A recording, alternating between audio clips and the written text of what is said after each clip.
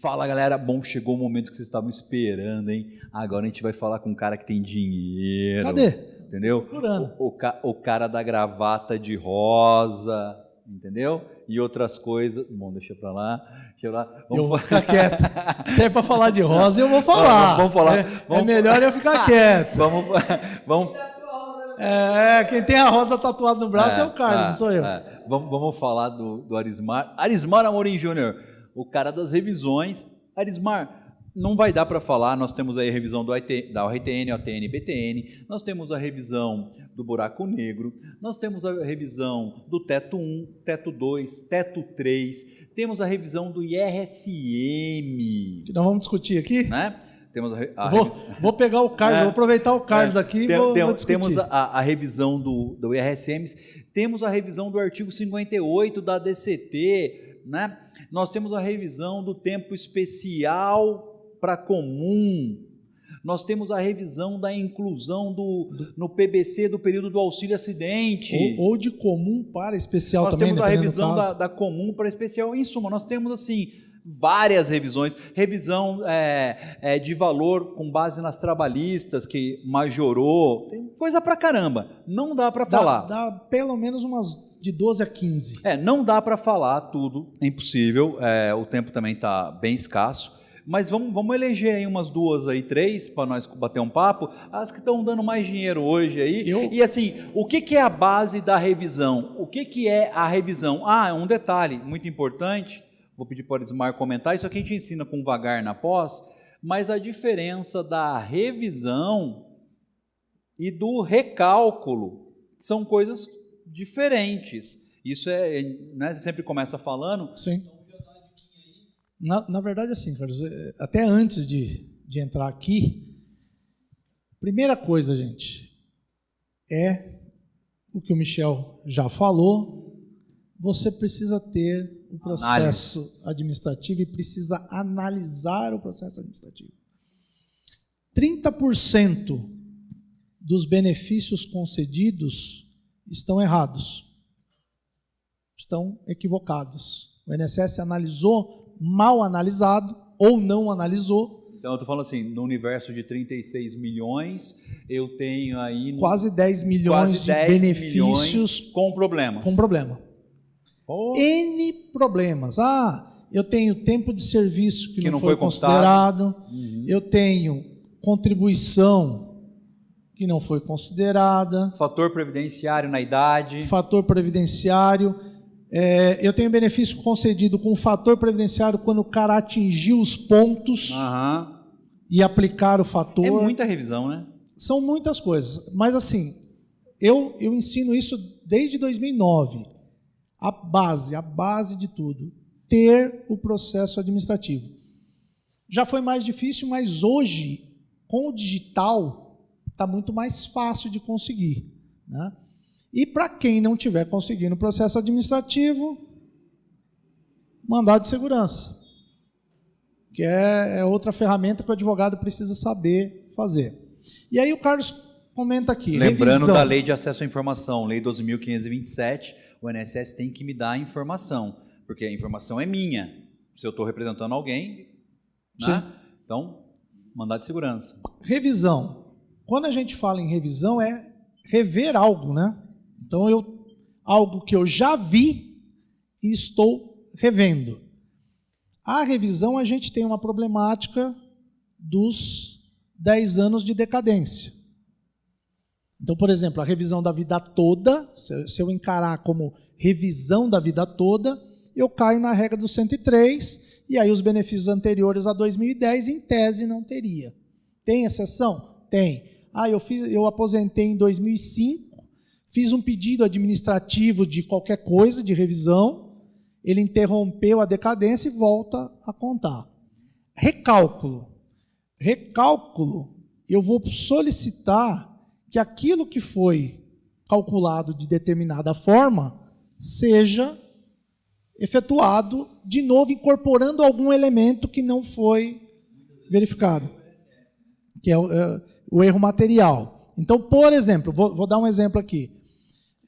Eu contribuí e tenho os comprovantes Tenho a contribuição de 2004 a 2010. Até antes, para cair nos 10 anos, né? Vamos mudar aqui. Eu tenho a contribuição de 2000 a 2004. E não considerou e eu me aposentei em 2005. Ok, só que eu tenho as contribuições foram feitas, eu paguei e o sistema do INSS não considerou. Eu vou falar em revisão ou eu estou falando em recálculo, porque eu quero que some isso aqui e eu tenho os comprovantes? Entendeu? Então, eu tenho aqui uma situação de recálculo, por quê? Porque eu paguei, o sistema dele não entendeu o pagamento, e aí eu vou pedir para incorporar isso aqui e fazer o recálculo do benefício. Está desligado? Não, voltou. Isso é bem importante, mas eu vou te dar um outro exemplo que acontece muito. Eu sou um enfermeiro. Então, pela lei, até 95 para alguns, até 97 para outros, essa profissão de enfermeiro garantia uma contagem de tempo diferenciada. Para o homem, 1.4, que é atividade especial de 25 anos. Ok. Está lá na minha carteira, está no meu CNIS, que eu sou enfermeiro, porque nem todas as informações que vocês veem no CNIS... Às vezes está lá o IEAN, né? Está lá o IAN, está tudo certo. Na hora, o INSS desconsiderou isso e não contou. Não pediu também para eu trazer nada, ele só está lá a informação, ele não computou. E ele me gerou uma aposentadoria por tempo de contribuição com o tempo seco, com o fator previdenciário me arrancando 30%. Isso, lá atrás, ele feria o enunciado número 5, atual enunciado número 1, ele tem o poder e dever de dar o melhor benefício. Nesse caso, eu tenho o quê? Um erro, entre aspas, proposital do INSS. E aí, o próprio 103A fala, não terá decadência e não terá prescrição quando tiver imbuído de má-fé. Dolo, fraude ou má-fé, né? Quando o INSS deixa de prestar o serviço público que ele é obrigado a prestar por força do 37, ele age com dolo e má-fé. Nesse caso aqui, Erismar, o cara podia ter se aposentado desse jeito em 2004, eu ia pedir hoje isso como recálculo em 2020 e ele ia ter que atualizar de 2004 até 2020, pagando todos atrasados, sem decadência e sem prescrição, por conta da má-fé. E aí... Assim, é importante o advogado previdenciarista saber que não cabe só ele saber o direito previdenciário. O que eu vou ter que discutir aqui? Matéria previdenciária pura? Não. Aqui eu vou ter que trazer do direito administrativo, né, a ideia de nulidade do ato. O ato administrativo foi nulo. Então, se o ato é nulo, se você olhar lá no direito administrativo, não corre nem prescrição e nem decadência quando o ato administrativo é nulo. E a aposentadoria é um ato administrativo vinculado. Tá? Então, é importante vocês terem essa concepção. Cadê o apagador? Está aqui. E saberem que é possível você discutir mesmo passados 10 anos. Você vai ter que ter uma visão macro da legislação, mas é possível sim discutir, tá? E aí eu vou abordar com vocês aqui rapidão a ideia de algumas revisões, né? O que eu faço? Quando eu pego o processo administrativo, uma das coisas que eu vou verificar é se a pessoa tem direito à atividade especial. Na pós eu explico bem isso, eu esmiuço bem, mas é uma coisa que é passível de verificar. Então, o que eu faço? Eu vou pegar o processo administrativo, vou ver lá se tem o PPP juntado, né? E se esse PPP foi analisado de forma correta pelo INSS. Puxa, Erismar, mas assim, está lá enfermeiro, e o INSS não enquadrou, mesmo a pessoa trabalhando lá exposta a vírus, fungos, bactérias, né? Sangue.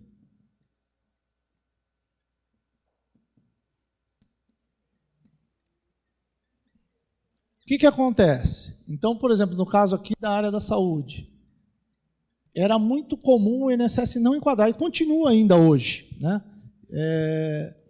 O não enquadramento. O que vocês vão fazer? Você vai, como se fosse reconceder o benefício, fazer uma reconcessão. Na verdade, o revisar é fazer uma reconcessão, né? O cálculo, para verificar o que isso influencia no seu benefício.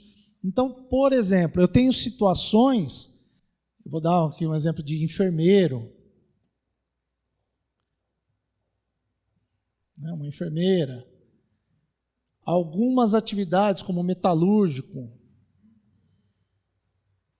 né, onde eu posso pegar essa atividade especial e converter, né, 1,4 para o homem, 1,40 e 1,20 para a mulher, onde eu vou aumentar o tempo de contribuição. O que isso significa?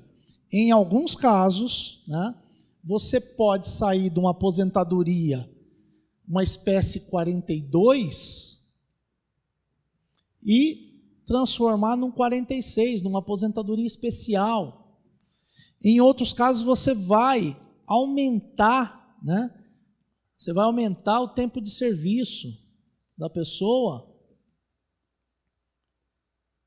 E com isso, você aumentando o tempo de serviço, você diminui o impacto do fator previdenciário.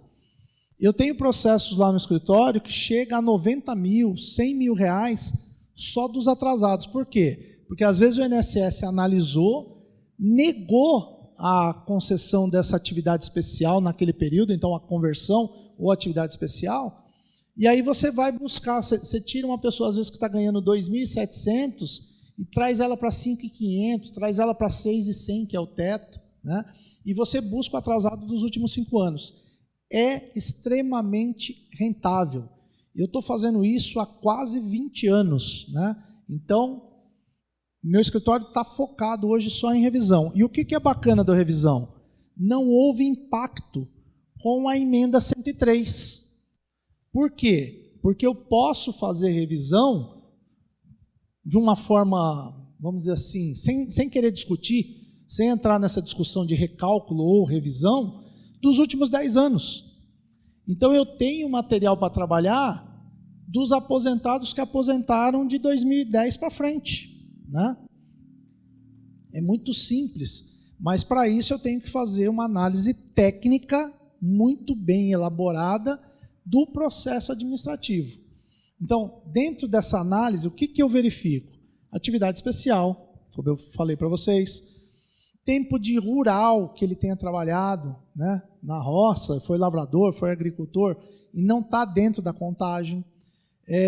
Período do exército, que ele serviu o exército, ou tiro de guerra, que não está dentro da contagem. Na entrevista, veja se ações trabalhistas, às vezes a pessoa teve ação trabalhista reconhecendo vínculo de 2, 3 anos, você somando esse tempo, às vezes você tira a pessoa de uma aposentadoria proporcional e leva ela para uma aposentadoria integral. O auxílio acidente, agora também, quando ele é cessado, ele passa a incorporar o cálculo. É uma outra revisão que vocês podem fazer. Que mais? Que a gente pode aí trazer. Atividade especial, trabalho rural, reconhecimento de horas extras na trabalhista. Então, por exemplo, na trabalhista eu posso ter as horas extras, onde eu vou aumentar em valor a contribuição. E eu posso ter o tempo de serviço, onde reconhecimento do vínculo, né? Com o reconhecimento do vínculo.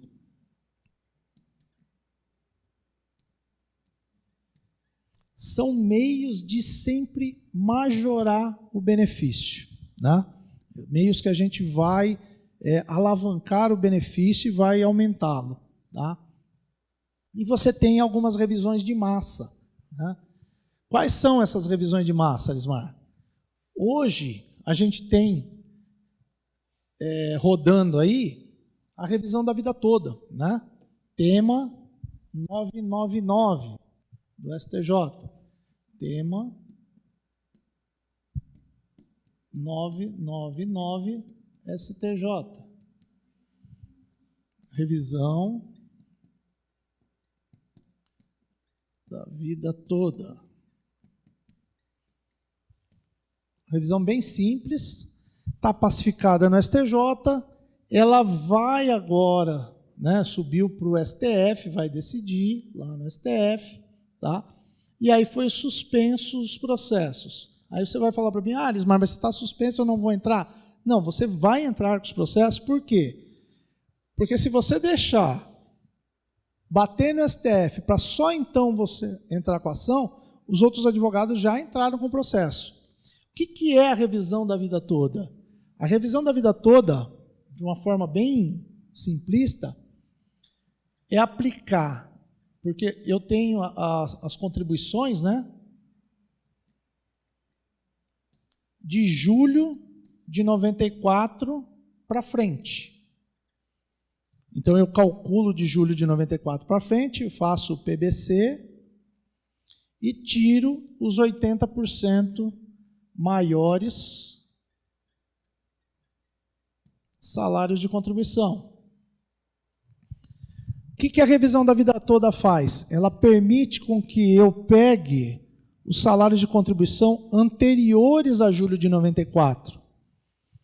E aí eu tenho pessoas que ganhavam bem antes de julho de 94 e esses salários de contribuição não entraram nesse período. É uma revisão que tem que ser feito um cálculo, a gente explica bem ela na pós, né, para ver se é vantajosa, mas a gente tem situações de pessoas que ela vai sair aí de 3 mil para 5 mil, de 4 para 4.500, de 4 para 6 mil. Então, é uma revisão vantajosa, só que nessa revisão em específico, eu estou cobrando R$2.000 para dar entrada. E na pós eu explico como funciona um método de vocês cobrarem, conseguir cobrar mais os 30% ao final. Né? Desconta o valor, tal, mas dá para fazer. Então, revisão da vida toda é uma bola da vez, fácil de fazer, não tem complexidade, né? E muito fácil de ganhar. E eu acho que a tese vai virar no STF, então acreditem em fazer caixa. Tá? Vamos lá, que o nosso tempo é curto. Outra revisão fácil de prateleira é a revisão do teto. Né? O que acontece? Outubro de 2010, o STF, através da Carmen Lúcia, deu o tema repercussão geral no teto das emendas 20 de 41, 20 de 98 e 41 de 2003. Tá? O que aconteceu? Nessas emendas, o teto foi majorado de forma real. E aí a Carmen Lúcia, na decisão, no recurso extraordinário 564354, decidiu que algumas pessoas que ganhavam razoavelmente bem poderiam ter direito a esse aumento real. Como é que ficou a situação? A gente divide assim, ó, 5 do 4 de 91 a 31 do 12 de 2003. Muitos chamam isso de teto 1. Foi feito um acordo na ACP, aqui em São Paulo, Ação Civil Pública, tá? Que abrange todo o Brasil. E o INSS pagou, via de regra, pagou administrativamente essa revisão do teto. Só que tem uma galera que se aposentou de 5 do 10 de 1988 a 4 do 4 de 91, que é o grande filé, né? Que muitos chamam de teto 2, que essas pessoas, quando se aposentaram, não havia uma lei, que era a Lei 8.213 de 91. Então, vejam só, a lei veio em julho de 91, então ela não estava dentro desse período aqui. O que o INSS fez? Ele continuou concedendo os benefícios com base na lei antiga, no decreto, no 83.080, de 89. 83.080, é isso, de 89. Aí o que acontece? Ele não aplicou a norma. Quando vem aqui a 8.213, no artigo 144, ela pede para que esses benefícios que foram concedidos nesse período, que eles sejam corrigidos, tá? E com essa correção, normalmente o salário de benefício é majorado, ele sobe, e ela ultrapassa o teto. Então, vou dar um exemplo. O teto da época era 127.120. E aí, quando você vai ver o salário de benefício, o salário de benefício do cara era 200 mil. O que o INSS fez? Ele faz um corte e concede nisso aqui. Só que está errado. Na verdade, ele teria que pegar esse valor de 200 mil e evoluir a renda, e quando chega na emenda 20 e na emenda 41, ele vai passar desses tetos. E aí a gente tem casos, tem situações, hoje não vai dar para mostrar para vocês aí, mas eu tenho situações de pessoas que estão ganhando hoje R$3.000, que deveria estar com 3.100, que é o teto de hoje, 301, uns quebradinhos, tá? Atrasados variam normalmente para essa revisão do teto entre 200 a 300 mil reais de atrasado, tá? Como o Carlos comentou na parte aí logo no começo, eu tive agora inscrito quase 6 milhões de reais de precatório dessas revisões do teto, e tenho mais um monte para frente. Arismar, mas ainda tem dessas revisões para fazer? Tem. É possível entrar, mas a pessoa aposentou entre 88 a 91. Não está decaído? Não. Por que não tem decadência? Porque o problema ocorreu durante a manutenção do benefício, lá em 98 e 2003. Então, já está pacificado que não tem decadência para esse caso, tá? Então, revisão do teto é uma coisa muito boa. Revisão da vida toda também, né? E aqui eu vou dar uma passada com vocês em uma última revisãozinha que aparentemente está morta, mas a gente tem 2 caminhos para ela aí.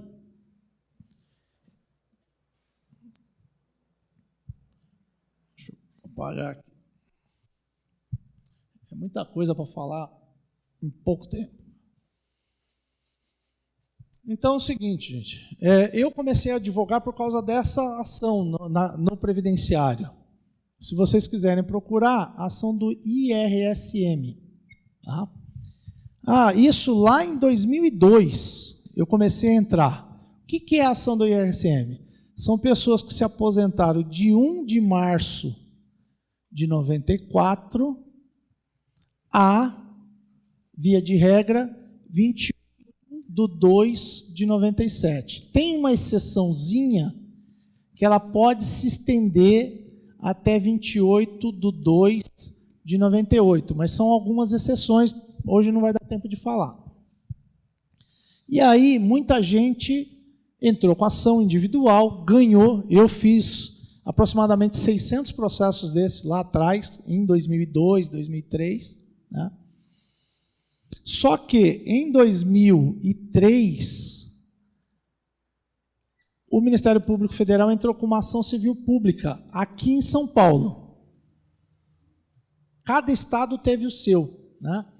A de São Paulo, o MP entrou em 2003 e ela transitou em julgado em 2013, né? Via de regra, em 2018 teria acabado o prazo, né? Fim do prazo para executar. Puxa, Elismar, então você está me falando uma coisa que já acabou, faz 2 anos. Mais ou menos. Por quê? Existe hoje ainda em andamento uma ação civil pública em Sergipe, do IRSM. E essa ação ela atinge todo o Brasil, ela é para todo o Brasil, só que ela tem um X. O que é? Ela não transitou em julgado ainda. Então, a hora que ela transitar em julgado, eu posso aplicar para aquelas pessoas que não entraram com processo na justiça. Tá? Então, eu teria que acompanhar a ação civil pública de Sergipe para poder aplicar em todos os estados, mesmo aonde a ação civil pública foi improcedente. Tá? Então, no estado de Minas, que não tinha nada procedente, quando transitar em julgado, dá para aplicar a ação civil pública de Sergipe. Mas eu tenho aqui talvez uma solução para a gente ressuscitar a ACP de São Paulo e algumas outras. Por exemplo, Rio de Janeiro, que estão entrando e estão perdendo, né? Ou Rio Grande do Sul, que em tese teria acabado. O que acontece? A gente estuda, e estudando, eu achei o tema 880 do STJ. Num repetitivo.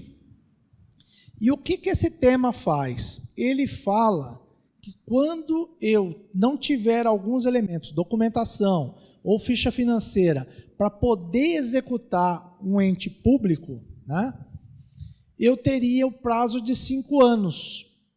Só que ele faz uma modulação, e é aí que importa. Por quê? Ele fala o seguinte: para as ações anteriores transitadas em julgados antes de 2016, né, que é o caso da ACP São Paulo, que é de 2013, começa a correr o prazo a partir de junho de 2017, que seria a decisão nesse tema 880.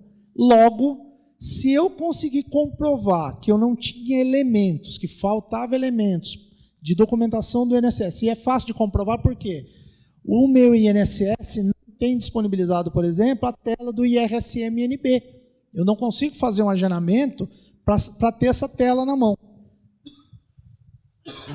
Logo, eu estendo o prazo da prescrição em relação à execução dessa ACP para junho de 2022. Então, eu teria mais 2 anos para poder entrar com a execução. Arismar, mas é bom? É ótimo. Né? Dessa revisão do IRSM, só no ano de 2018, eu entrei com 5 milhões de reais em processo.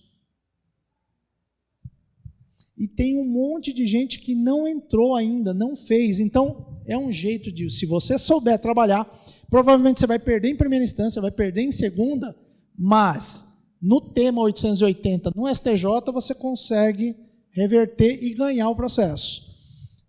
Aí, na aula da pós, a gente tenta esmiuçar mais isso aí, se a gente tiver a oportunidade de contar com vocês aí. Né? São valores bem significativos. A revisão não foi atingida pela reforma, né? Eu brinco que passamos imune pela reforma, e tem gente aí ganhando muito com revisão. Eu tenho colegas aí que têm milhões e milhões para receber. Eu, graças a Deus, não posso reclamar. Né? Como eu falei, eu venho nessa média de 5, 7, 6 milhões todo ano em precatórios. E tem gente que eu conheço que faz 70. Depende do volume de processo. Né? Então, gente, era rapidão. Vou abrir a palavra para o Anderson, porque também já faz tempo que vocês estão aí assistindo a gente, e eu sei que fica um pouco maçante. Né? Não usei slide aqui, não tem material, não vamos dar material, porque a intenção é também só dar uma pincelada, só passar por cima, mas vejam que às vezes o escritório de vocês pode abrir um braço para fazer revisão, né? Que nem eu hoje, eu praticamente não atendo mais cliente no escritório. O que a gente faz? Eu estou aberto para fazer parceria. Então, por exemplo, hoje a gente tem quase 200 parceiros no Brasil todo que mandam os casos e a gente faz a parceria com os alunos, com os parceiros e acaba buscando um resultado em conjunto, né? Então, vou abrir a palavra para o Anderson aí. Valeu, até mais.